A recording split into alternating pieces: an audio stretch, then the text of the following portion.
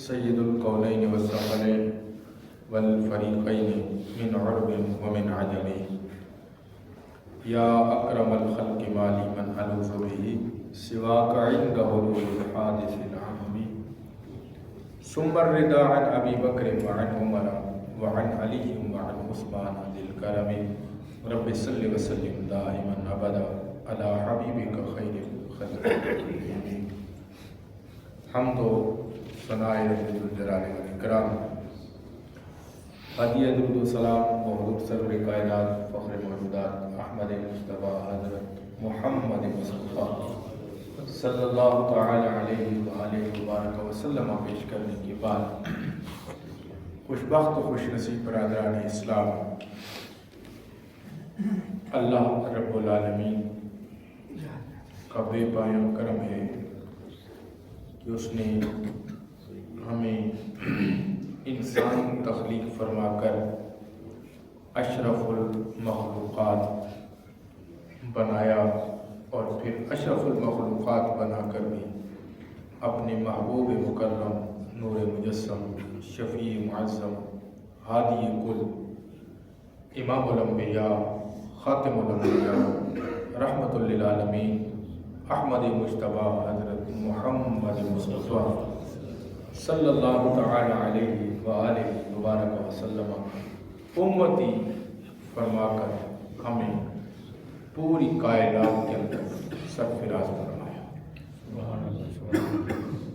یہ نہ ہمارے اعمال کی بدولت تھا اور نہ ہی یہ کوئی ہمارا اپنا کمال تھا، یہ محض اس اللہ کا فضل اور اس کی عنایت ہے۔ ہمیں اس پر جتنا بھی شکر ادا ہم کریں ہم ادا نہیں کر سکتے۔ بعض دفعہ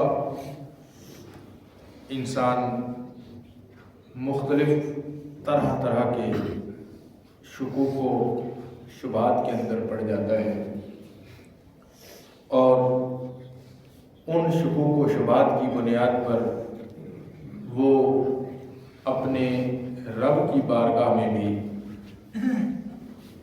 ظن یعنی گمان کر بیٹھتا ہے، اور ایسے گمان کہ وہ اس خالق مالک رب کے بارے میں طرح کی باتیں سوچ بیٹھتا ہے۔ تو انسان ہونے کے ناطے یہ اس سے غلطی یقیناً سرزد ہو جاتی ہے۔ لیکن احباب، اللہ رب العالمین وہ کریم ذات ہے جس کی رحمت ہر شے سے زیادہ ہے، جس کی رحمت ہر چیز سے وسیع ہے۔ قرآن مجید ہے وَرَحْمَتِي وَاسِعَتْ كُلَّ شَيْءٍ، اس میں کوئی دوسری رائے نہیں ہے کہ وہ جبار بھی ہے، وہ قہار بھی ہے۔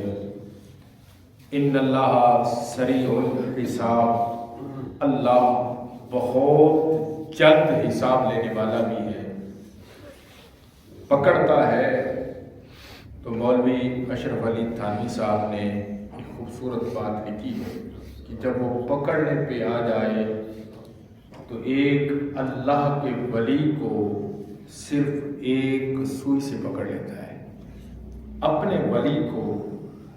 اور سوچنے والا سوچتا ہے کہ وہ تو شب زندہ دار تھے، وہ تو تہجد گزار تھے، وہ تو اپنے مالک کے حضور سر و سجود ہونے والے تھے، وہ اتنا قریب ہو کر بھی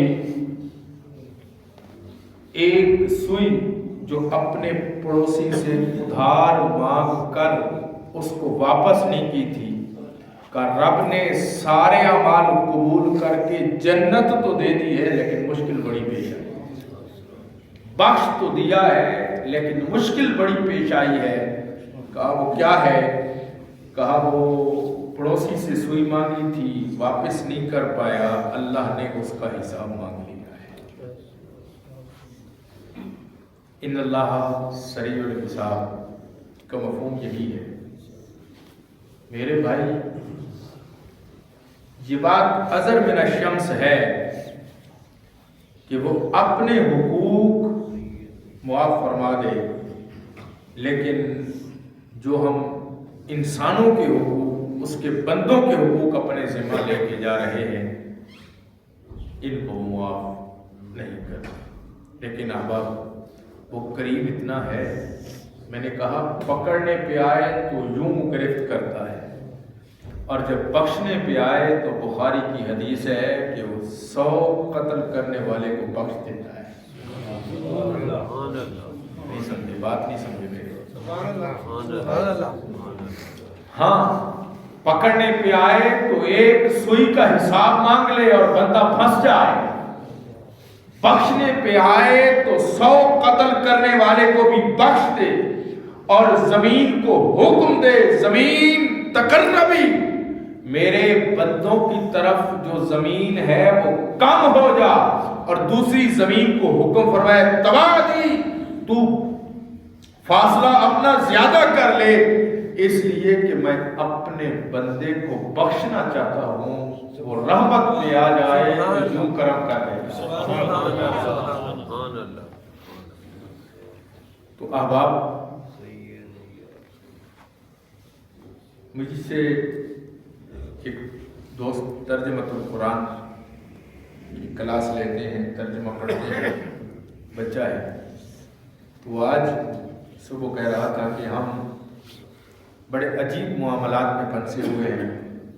کئی لوگ تو یہ کہتے ہیں کہ بس وہ صرف حساب ہی لیتا ہے، وہ صرف پکڑتا ہی ہے، تو ہم تو ڈر جاتے ہیں کہ ہم کیا کریں گے۔ اور کچھ کہتے ہیں وہ بڑا رحیم ہے۔ میں نے کہا کچھ کہتے ہیں کہ بات ہی نہیں ہے، وہ خود کہتا ہے میں بڑا رحیم ہوں۔ آپ کو اللہ کرے کہ میں بات سمجھا پاؤں۔ جب وہ خود کہہ رہا ہے میں کریم ہوں، میں رحیم ہوں، میری رحمت ہر چیز سے وسیع ہے، میں نے اس کو پھر حدیث پاک سنائی، آپ کو بھی سناتا ہوں، اور اکثر کئی دفعہ میں سنا چکا ہوں۔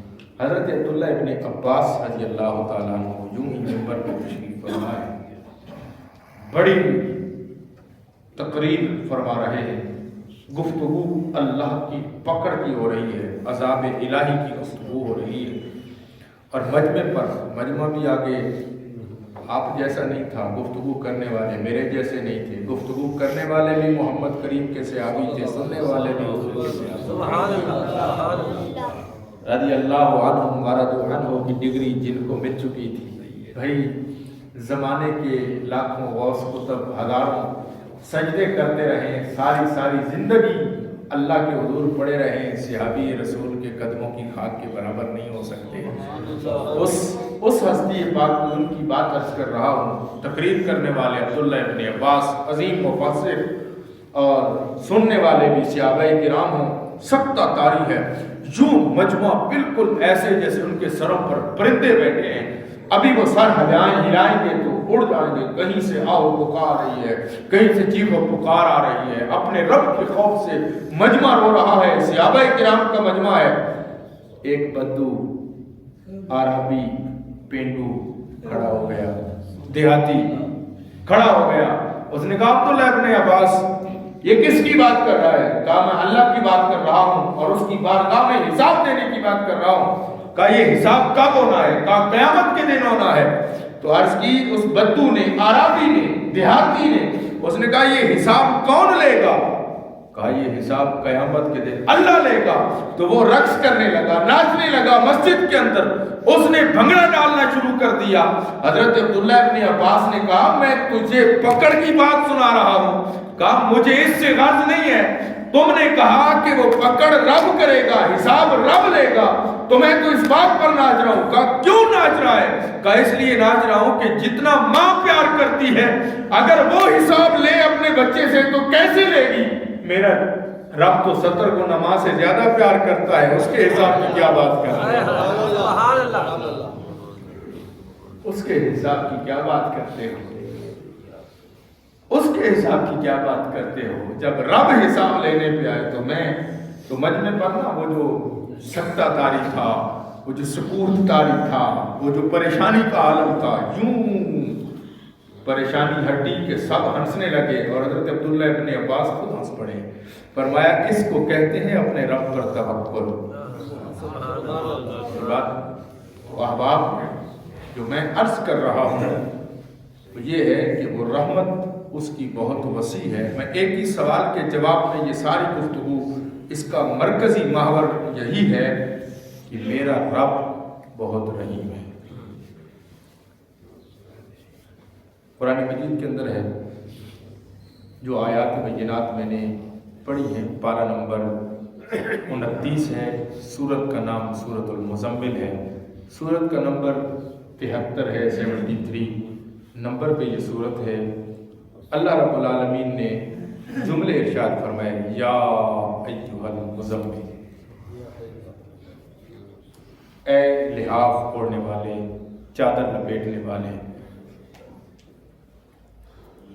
سب مفسرین اس پر متفق ہیں یہ خطاب کریم آقا علیہ السلام کو ہوا. اللہ رب العالمین فرما رہا ہے قم اللیل الا قلیلا، رات کو جو قیام فرماتے ہیں اس کو تھوڑا کم کر لیں. فرمایا نصفہ، اس جو رات کا قیام ہے اس کو آدھا کر لیں. او انقص منہ قلیلا، یا اس سے بھی ذرا کم کر لیں.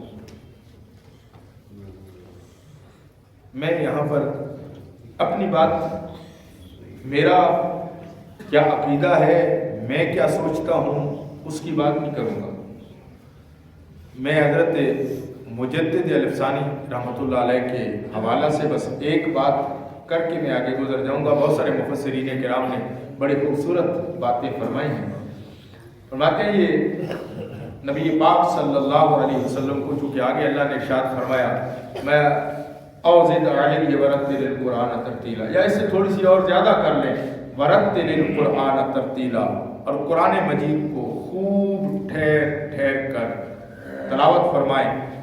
انا سنلقی علیک قولا ثقیلا، بے شک ہم جلد ہی القاء کریں گے آپ پر ایک بھاری کلام. اب تھوڑا سا میرے ساتھ رہیں گے، بہت پڑھے لکھے لوگ ماشاءاللہ تشریف فرما ہیں، اور میں جملہ بھی آپ کو ایک خوبصورت اور پڑھا لکھا عرض کر رہا ہوں.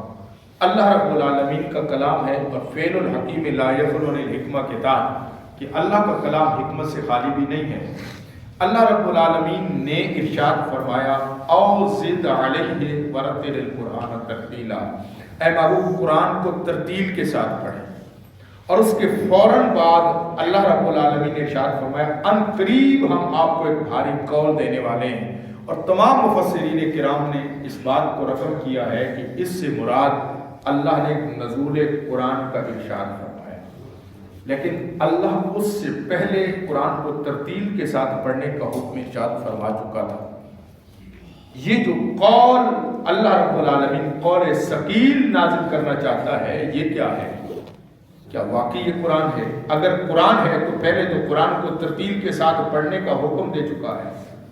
تو آؤ، میں اپنی بات نہیں کرتا، یہاں پر میں نے عرض کیا میں نے بہت سارے جملے اپنے ذہن میں، جو میری بات ہے وہ ایک الگ بات ہے، میں آگے عرض کروں گا.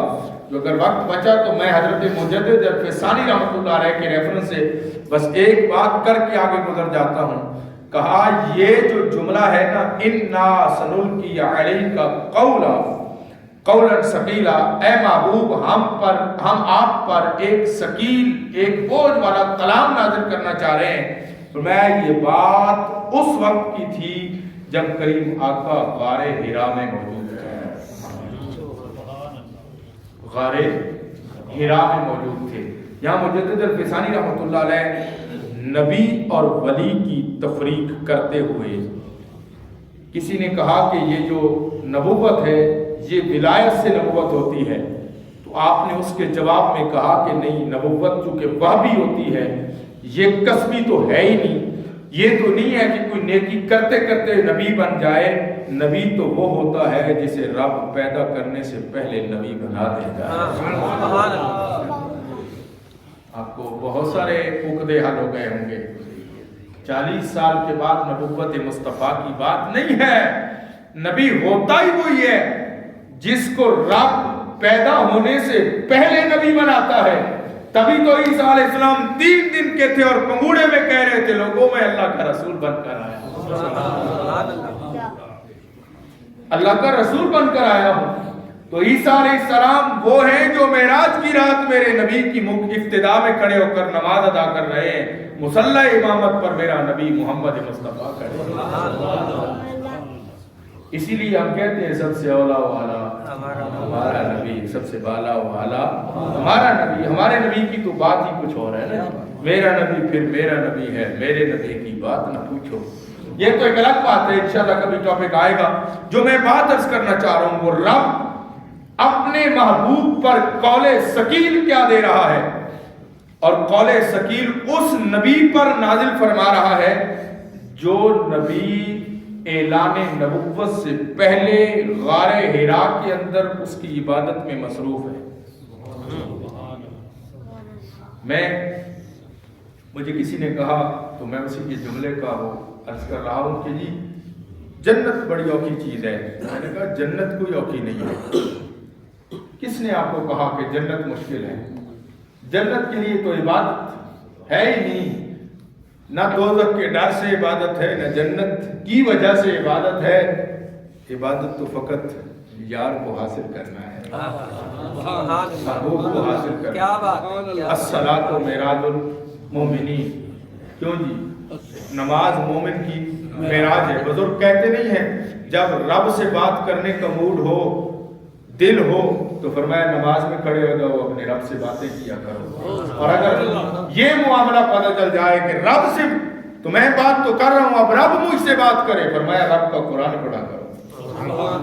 تو اب آپ جو بات میں عرض کر رہا ہوں, غار حرا کے اندر امام مجدد الفسانی شیخ احمد سرہندی رحمۃ اللہ علیہ فرماتے ہیں یہ جو قول ثقیل ہے یہ قرآن کا صرف نزول نہیں تھا, بلکہ چونکہ نبوت یہ ذات میں گم ہو جانے کا نام ہے.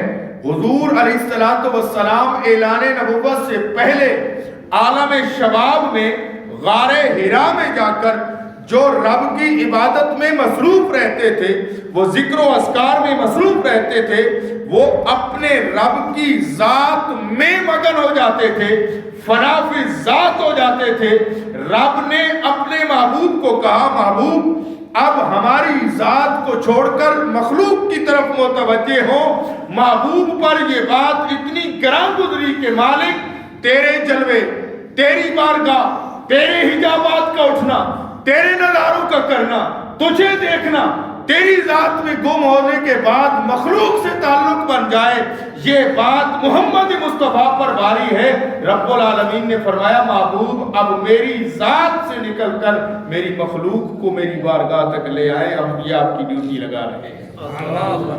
فرمایا ولی جو ہوتا ہے, ولی صوفی, فرمایا امام مجدد الفسانی فرماتے ہیں جو ولی ہوتا ہے وہ صفات میں گم ہوتا ہے, نبی ہوتا ہے وہ ذات میں گم ہوتا ہے, وہ ذات میں گم ہوتا ہے. اسی لیے آگے ارشاد فرمایا, میں بات کو مختصر کرتے ہوئے وقت کے دامن میں قلت ہے, میں وَاذْكُرِ اسْمَ رَبِّكَ, اے محبوب مخاطب حضور کو فرمایا, پیغام امت مصطفیٰ کو دیا, آپ کو اور مجھے دیا. لوگوں نے کہا جنت مشکل ہے, میں نے کہا جنت کیسے مشکل ہے؟ ایک آدمی ہے لاکھوں روپیہ لگا کر مکہ المکرمہ مدینہ منورہ میں جاتا ہے اور وہ بھی حج پتہ نہیں مردود ہو جائے, لیکن ایک نوجوان صبح اٹھ کر فجر کی نماز کے بعد صرف ہنس کر اپنی ماں اور باپ کے چہرے کو دیکھ لے, میرا رب اسے مقبول حج کا ثواب دے. جنت کہاں مشکل ہے؟ جنت اٹھا کے تیری ماں کے قدموں میں رکھ دی. جنت کا نظارہ کرنا ہو تو ماں کے قدموں میں سر رکھ, خدا کی قسم جنت نظر آتی ہے. کون کہتا ہے جنت مشکل ہے؟ جنت کے لیے عبادت ہے ہی نہیں, عبادت تو ہے ہی اس ذات کے لیے. الصلاۃ معراج المومنین, ارے وہ لوگ جو اپنے رب کی بارگاہ کے اندر مقبول ہو جاتے ہیں پھر ان کی نظر یہاں نہیں ٹکتی ہے جنت تیرے اور میرے لیے کوئی عام چیز ہوگی. رب العالمین نے اپنے ذات کے لیے جنت کو نہیں بنایا ہے. رب چاہتا یہ ہے بندہ میرے قریب ہو جائے, میری بارگاہ میں آ جائے. اس لیے تو فرمایا الصلاۃ معراج المومنین. لوگوں یہ جو نماز رکھی ہے یہ اس رب کے جلووں کا نظارہ رکھا ہے, اس سے بات کرنے کا نظارہ رکھا ہے. اسی لیے فرمایا واذکر اسم ربک, اے محبوب اپنے رب کا ذکر کیجیے, رب کے نام کا ذکر کیجیے. اور آگے جو جملہ ہے وَتَبَتَّلْ إِلَيْهِ تَبْتِيلًا, اور محبوب یہ جو دنیا ہے نا اس سے کٹ کر رہ جائے, اس سے کٹ کر رہ جائے. اور یہ پیغام حضور کو نہیں تھا, یہ پیغام امت مصطفیٰ کو تھا کہ امت مصطفیٰ اپنے رب سے اتنا تعلق مضبوط کرو. اس لیے میں نے شروع میں عرض کیا کہ اس رب کا حساب بہت سخت ہے. پکڑنے پہ آئے سوئی کا حساب مانگ لے, بخشنے پہ آئے 100 قتل کرنے والے کو بخش دے.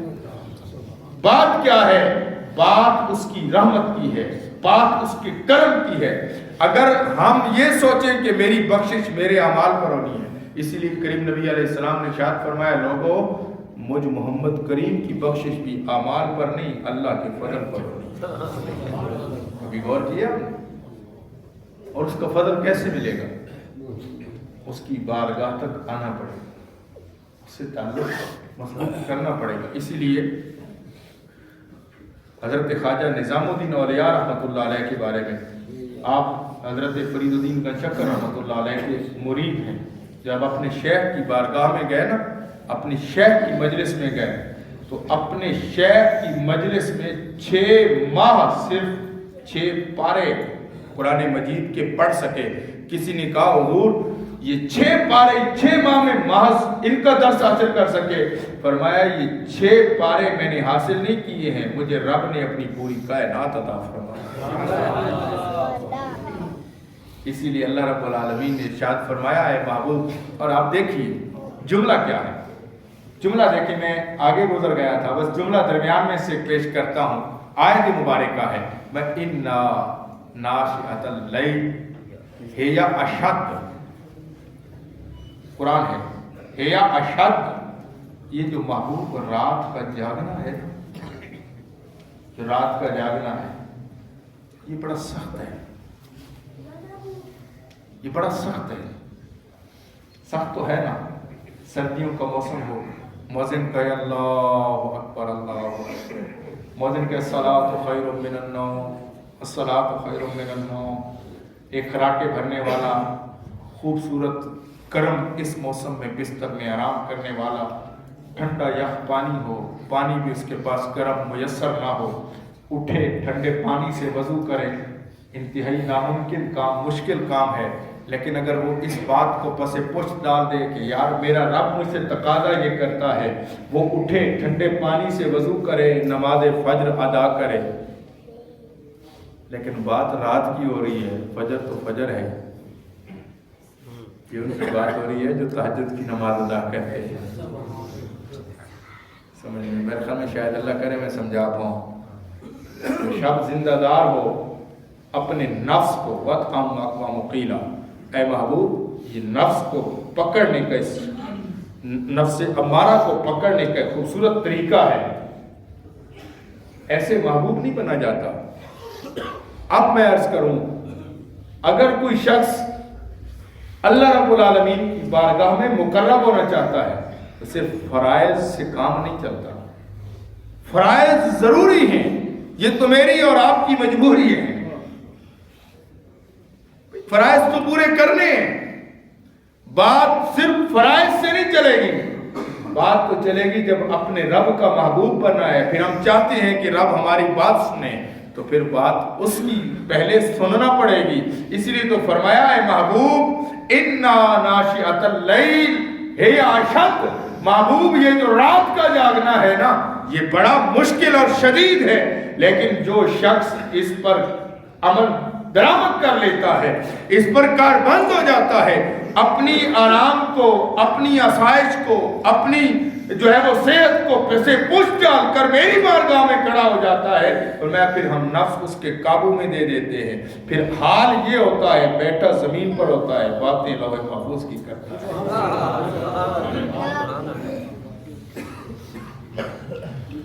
اس لیے اِنَّا نَاشِئَةَ اللَّيْلِ هِيَ أَشَدُّ وَطْئًا وَأَقْوَمُ قِيلًا۔ محبوب، اللہ رب العالمین اپنے محبوب کو مخاطب کر کے ہمیں یہ پیغام ارشاد فرما رہا ہے، بندے میری بارگاہ میں آنا ہے۔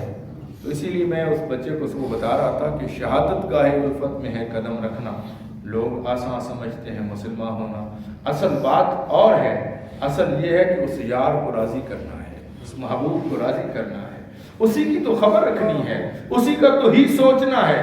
جب انسان اسی کی خبر رکھے گا، اسی معبود کا سوچے گا، اس کے ذہن میں یہ بات پختہ ہو جائے گی کہ یار میرا مولا مجھے دیکھ رہا ہے، تو پھر وہ کبھی جھوٹ کے قریب جائے گا، کبھی شراب کے قریب جائے گا، کبھی ماں باپ کی نافرمانی کرے گا، کبھی وہ پڑوسی کو تنگ کرے گا، کبھی کسی کا ہاتھ مارے گا، کبھی دودھ میں پانی ملائے گا، کبھی ناپ تول میں کمی کرے گا، نہیں کرے گا۔ جب اس کے بعد یہ پختہ ہو جائے گی، یقین پختہ ہو جائے گا میرا مولا مجھے دیکھ رہا ہے، اسی کو ولی کہتے ہیں۔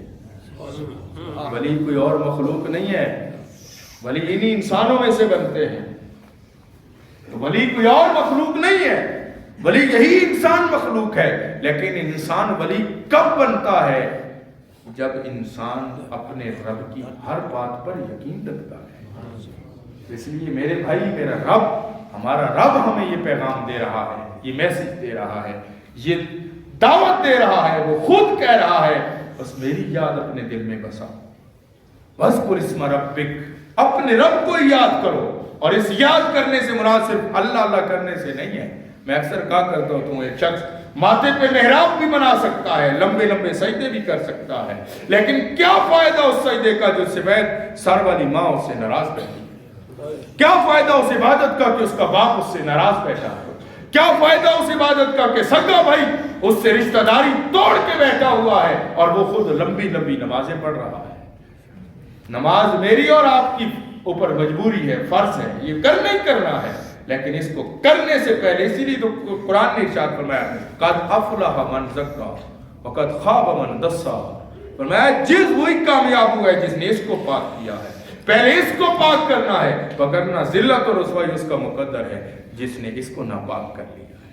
تو میرے بھائی، من کو اجلا کرنا ہے، اور یہ من کیسے اجلا ہوگا؟ یہ رب کی محبت میں اجلا ہوگا، یہ اللہ کی محبت سے اجلا ہوگا، اس کی رحمت پر یقین رکھتے ہوئے، اس کی رحمت پر یقین کرتے ہوئے اس کی بارگاہ میں جھکنا ہوگا، تبھی تو بات بنے گی، وگرنہ بات نہیں بن سکتی۔ اللہ رب العالمین ہمیں سمجھنے کی توفیق عطا فرمائے۔